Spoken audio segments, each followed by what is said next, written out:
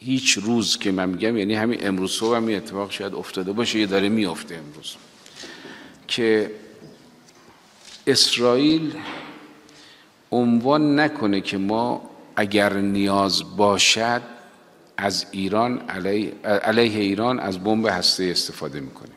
شما امروز توانایی بازدارندگی دارید. یعنی چی؟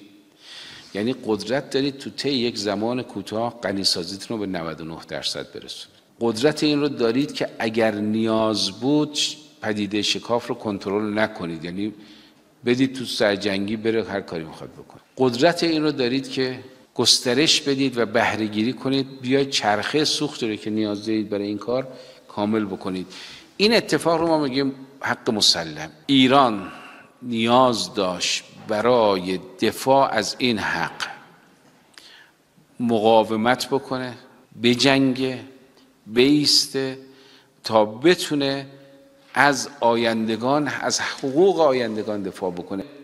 ما باید در بحث هسته‌ای پافشاری کنیم، ایستادگی کنیم. اگر ما الان توان هسته‌ایمون در حد سال 76 77 بود، آیا اصلا کسی با شما مذاکره میکرد؟ طبیعی است که شما باید یه اقتداری داشته باشید، یه قدرتی داشته باشید، توانایی داشته باشید که اون توانایی دشمن شما رو، طرف مذاکره کننده شما رو مجبور بکنه که تسلیم خواسته هاتون بشه.